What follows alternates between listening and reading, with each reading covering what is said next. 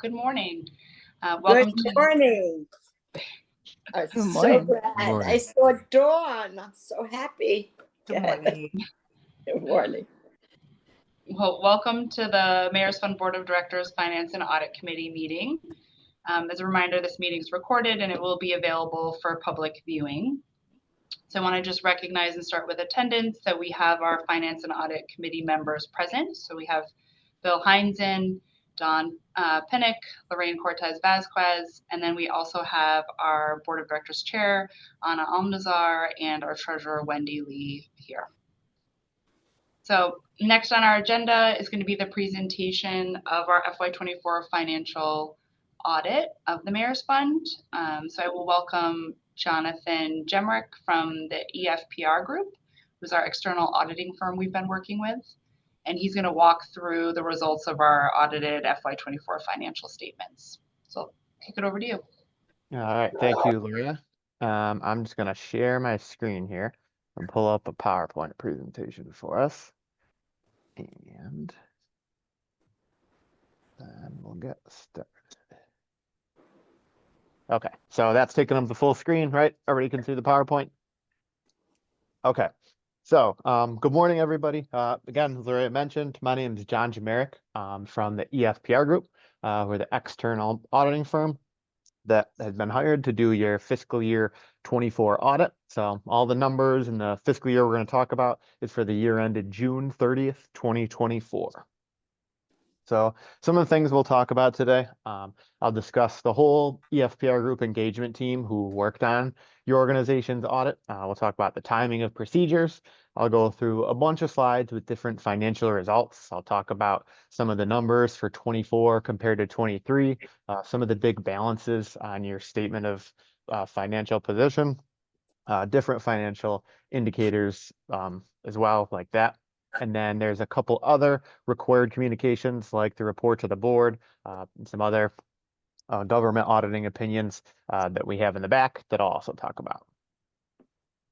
So the EFPR engagement team that worked on your audit, there's me down at the bottom. I was the manager on the audit.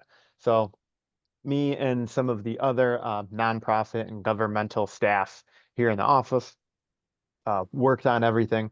We went back and forth. We were the main point of contact with Lorena and Peter throughout the entire audit process.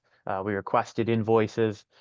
We had questions. We talked about different analytical comments. We went through a bunch of different things with your management and finance team. And then all of that work was reviewed by Brent Jensen, who's the engagement partner on the job. So he would ask me follow-up questions. He reviewed every single work paper, everything we did throughout the process.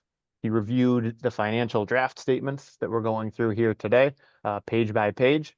And then after he was all set with everything, then as part of a firm policy, we also have a technical review partner, and that was Doug Zimmerman. So once I was good with everything, once Brent was good with everything, Doug, who didn't work on the audit at all, still took a look at your statements and made sure these draft statements had all the proper accounting disclosures that are necessary.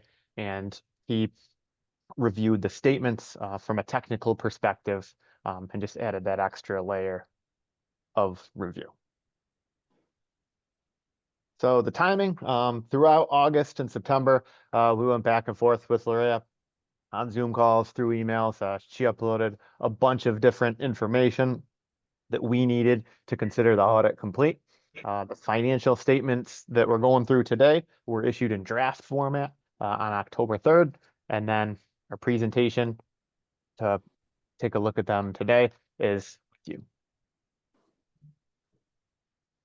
So if you have the draft financial statements with you, we're going to start with page 9. That's your statement of financial position.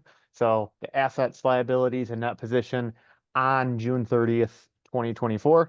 You can see the 24 numbers and then comparative statements to fiscal year 23 numbers. But before we dive too deep into those, the very first bullet here is one of the most important that we're going to talk about. If you take anything away from this, it's that we'll be issuing an unmodified audit opinion on these financial statements. So that's the best possible opinion you can get. completely unmodified. It means that it's a completely clean audit from a financial perspective, and that everything we're going through today and what will be issued has that unmodified audit opinion stamp of approval on it from ESPR Group. So that's good news, 2 thumbs up. And now we'll go through some of the balances and changes from the 24 versus 23.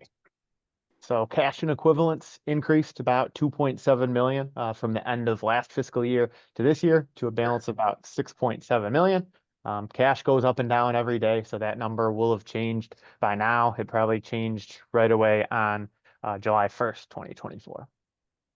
Contributions and grants receivable decreased about 804,000 from the end of 23 to the end of 24. There's a balance of about 514,000 at June 30th, 24. That decrease was kind of just due to there was some AmeriCorps program receivables outstanding at the end of 23. There was less so at the end of 24. And again, that's something that can just, those receivables can just change on timing, depending what day cash comes in from different grants or different foundations. Investments. So the investments that were held by the mayor's fund decreased about 116,000 from the end of 23 to June 30th, 24. So you had a balance of about 10.6 million in that intermediate duration bond fund that mayor's fund holds as an investment. So just a slight decrease from last year to this year as the market price decreased just a little bit. Accounts payable and accrued expenses is down in the liability section. You can see that decreased quite a bit, about 900,000 from June 30th, 23 to June 30th, 24. Again, that's just timing. Depending on what date the check run was made, that number can vary from day to day. But pretty much just a lot of different vendor payments. If there was any really big outstanding bill or invoice that made up that whole 844,000, I would mention it here. But there was just a handful of different ones around 100,000 and a bunch of other smaller vendor payments outstanding. And in total, unrestricted net assets increased about 400,000 to 114,000 as of June 30th, 24. So you could see the deficit at the end of last year in your unrestricted funds. We'll go through more of the reasons why between the revenue and expenses on the next few slides, but that deficit turned back to a surplus of about 114,000 in that unrestricted net position. So on the next page is a statement of activities. So this is all the revenue and expenses for fiscal year 24 compared to fiscal year 23. On that page, you'll see up at the top, the operating revenue increased about $651,000. So that's a good sign. Revenue going up to about 10.5 million during 2024. This was mainly due to just different sources of donations from different foundations during the year, just having slightly more than last year. One of the biggest ones was about 3.6 million was received in the current year for I-Team support. That was a big newer program in 2024 that showed a really big increase. And then in total for the expenses, those expenses decreased from last year to this year. So total operating expenses were only about 8.9 million in 24 compared to 11.8 in 23. So that's a big reason for the increase in that position, was just less expenses. So program expenses in particular decreased about 3 million to about 8.2 during 24. And then salary and related expenses increased slightly, about 144,000 to about 1.5 million during 24, as there was some turnover, some new positions coming in, some other positions being filled during the year, causing that increase.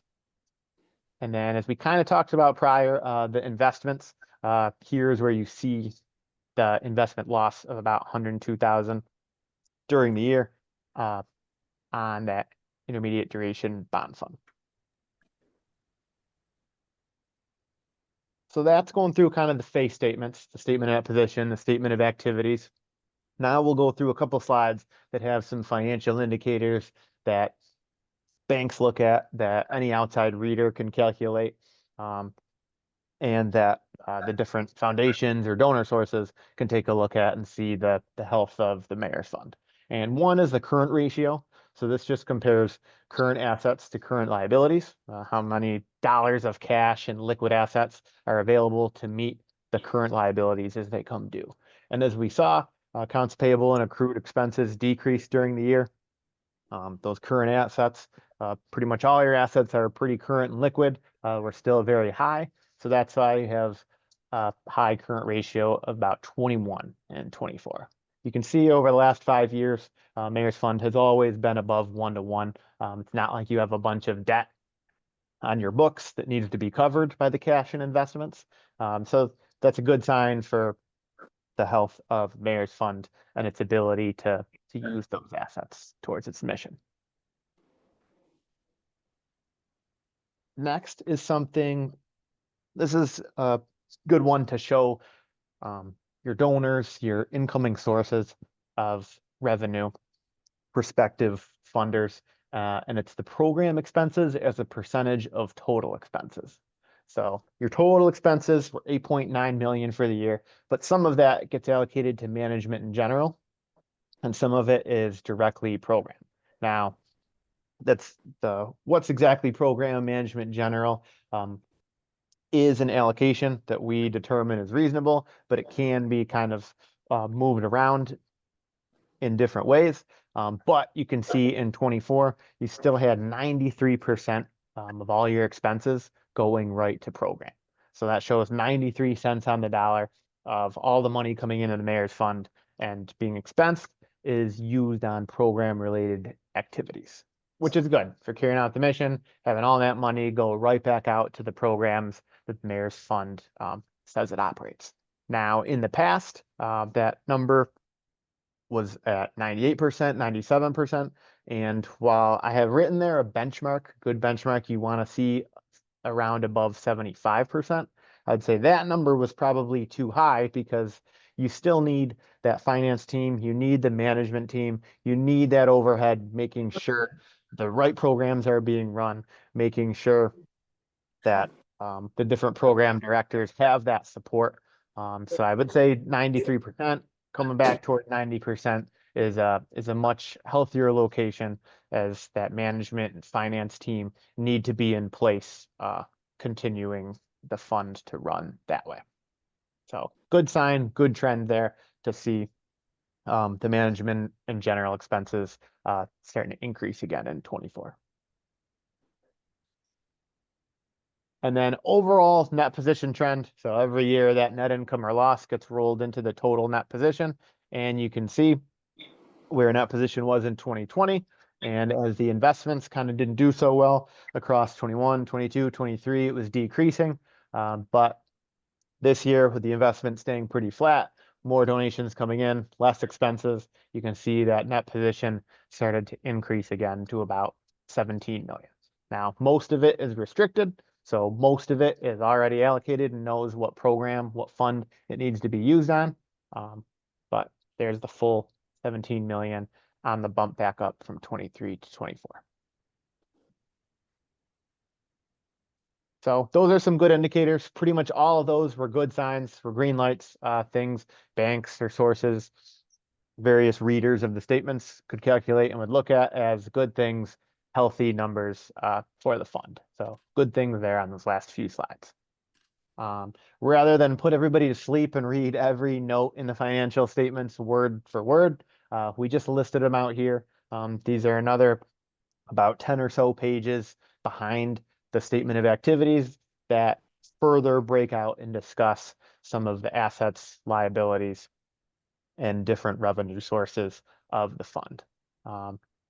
Note 6 discusses that city New York contract where you get the $700,000 every year.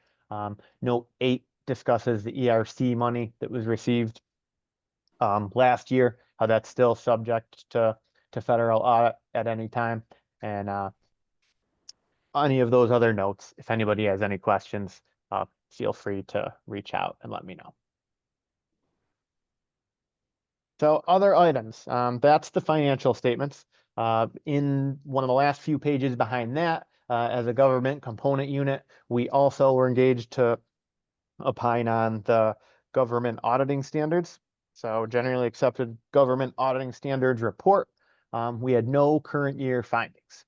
So last year there was a finding and just the controls. So last year we had about $785,000 in audit adjustments that we made during the audit. And we had to issue a finding for just the internal controls there of how the management and finance team were recording things and how we basically had to come in and make a bunch of adjustments. This year, there is no finding for that. We made a few reclasses, we made a few adjustments in conjunction with management, but there was definitely less adjustments this year, and we were able to remove that finding. So that's a good thing. And then it shows the resolution of last year's finding. So while there was no finding there, we still are issuing a management letter. So the management letter isn't anything that gets published when the statements get published. It's just a letter that we wrote up that will be given to Lorraine and Peter that can be shared with you on the board. That, again, everything didn't rise to the level of a finding, but we did just want to discuss and mention that the tracking of expenses throughout the program codes could be updated a little more recently and could be just tracked a little better. And that's something we discussed already with Lorraine and Peter, and just something to mention. So again, that management letter doesn't get shared anywhere other than internally, and just something we as a EFPR group noted for improvement in the future. Yeah, and John, I'll just jump in there. I think to this group, it shouldn't be any new information as we've had team transitions and we're looking to restaff. It's just getting back in the habit of, which we've already started doing for this fiscal year, of the month-end closes, reconciliation across our accounting and fundraising documentation. And so we've already implemented that for FY25. But with the transitions at the end of last year, it's just, a fair note from the EFPR group. Perfect. Yep. And then when we are all set here with this meeting, one of the last steps in the audit process is we'll obtain a management representation letter. So when we're all done, if these get approved, then we'll send over a 1 or 2 page document that just lays out a bunch of bullet points where Lorraine and Peter say that they provided everything we needed, everything we asked for. They didn't hide anything, and we were given everything we needed to complete the audit. So when they sign that and send it back to me, then we can finalize the statements. And then the 990 and Char 500, I believe, are being worked on. And the filing requirements, I think, should be already known that Char 500 has to get done online. Yep, those are submitted in progress. Okay, perfect.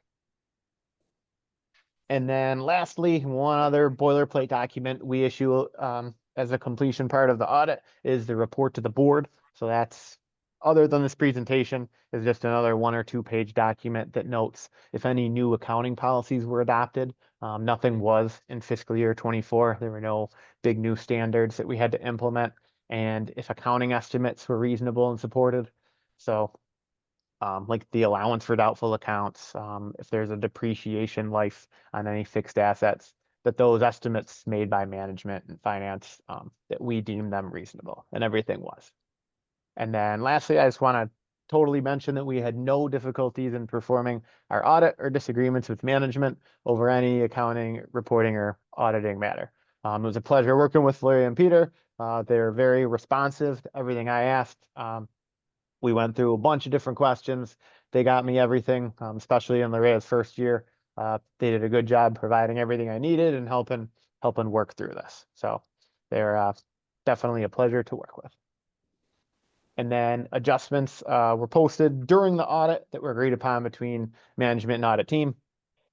That's just something else put in the report to the board that is already long done and applied in the draft statements here. So if anybody has any conclusions or questions, feel free to yell them out now, or if you want to email or call me later, more than welcome to. Brent, the partner on engagement, also available for the same types of questions. I have two financial questions, but they're not related to the audit. So I'll do those when you complete this audit report. Thank you so much for the presentation. Sure. And I'm in the same situation with one question for after this. But thanks, John. This was a great presentation. Yeah, and very hopeful. Yep. Thank you. Indeed, very clear and straightforward, and very happy to see the numbers. I want to thank publicly Lorea and the team for I know the work that took to get us here, and for her constant communication with me and with you, Jonathan, and the team to get us to an on-time process with the audit. Thank you. All right, thank you very much. And then, like I said, if anybody has anything else, my contact information is there. But otherwise, have a good day. Well, I have to close it out first, John. But Okay. I think one thing too I wanted to just add is I know the investment was a big conversation last year, and then at the end of the fiscal year, it had been performing a little bit lower. That's something that Wendy and I, which Wendy you can feel welcome to jump into, have been in close contact. And initially, at the when I joined at the end of the fiscal year, between April and July, we spent a lot of time thinking about whether or not we wanted to prioritize moving the investment. And in order to really build a strong strategy, we strategically paused on moving it because it's actually been performing really well. And particularly this summer and for the beginning of this fiscal year. And so it was a strategic decision to pause when we can actually prioritize bringing a strategy to this group of what that long-term growth could look like. So it's been performing, but I don't know, Wendy, if there's anything else that you would add. Yes, sure. So I'll give a little bit more background. As folks may be aware, the investment portfolio is invested entirely in effectively Bloomberg Aggregate Bond Index. So that's a broad bond, a bond portfolio that's geared toward U.S. government and corporate credit. The portfolio is doing, decently well this year. When rates go down, the portfolio's performance will go up. The major consideration for us to keep in mind as we evaluate how we want to update the investment portfolio going forward is the portfolio does provide a consistent income stream to the fund, and so and that income stream is relatively consistent, and so that's something to think about. How much of the fund's budget is expected to be filled based on the investment income from the portfolio, and that will dictate how much of the portfolio we can reallocate away from more bond-oriented investments. So just considerations for going forward. In the meantime, I think it has, just to reiterate what Laura said, it has performed decently this year in line with expectations, given what's been occurring in interest rate markets. And then it has, of course, contributed nicely to the income for the fund.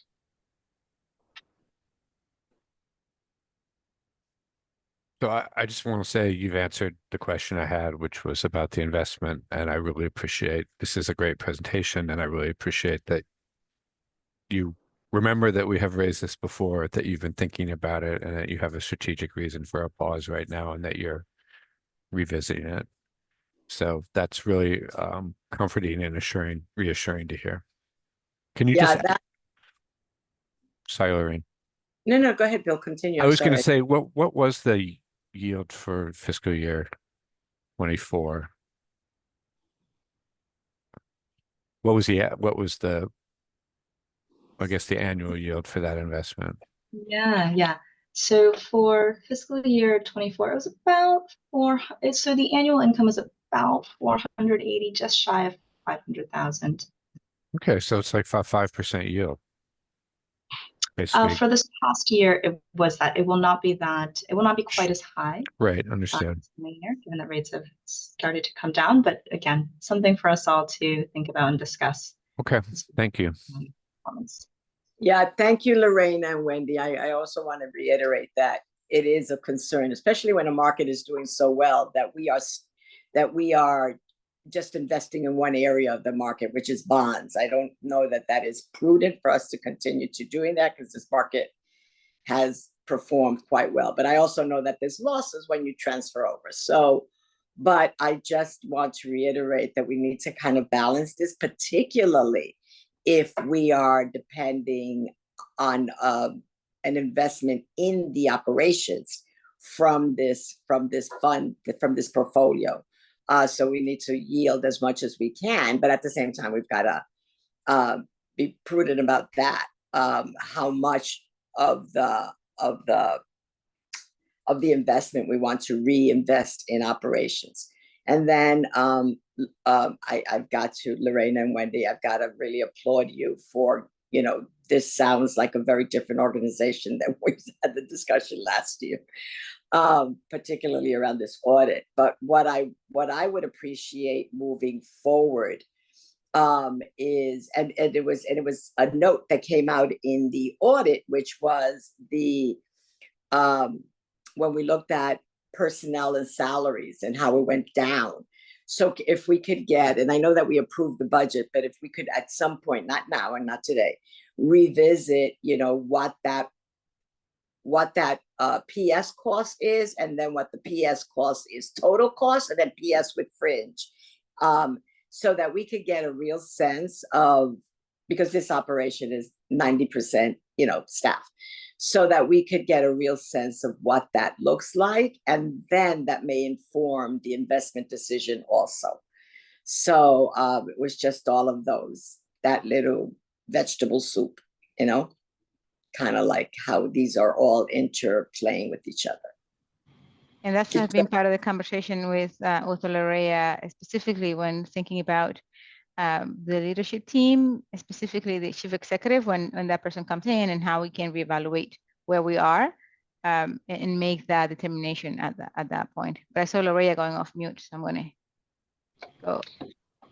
I'll just echo what you said, and then say I can also share that, Lorraine, we do a P&L tracker for operating expenses, fringe, everything every month as we close out the programs and operating books. So I can give you insight into that. Thanks. I assume that you did. And I gotta say, when we first interviewed Wendy to be part of the board, she looked at what was presented to her, and one of the questions was that she made it clear that at the beginning there'll be a lot of contact with leadership, just to first get to know the institution, and then to be able to make a recommendation based on that, and that she and Lorena have been in constant communication for the last few months, if not every week, as close to us every week as possible. And I appreciate the dedication for both of them, and looking at the entire institution and not just of one part of it in isolation. Thank you. Well, it's been a pleasure to work with Lorena, and she's, like I said, all credit really goes to Lorena on this one. I have a whole team. I can't take that, but I appreciate it. Are there any other specific questions regarding the audit or the financial statements? I see no's. Okay. So can I hear a motion to approve the FY24 audited financial statements? I approve.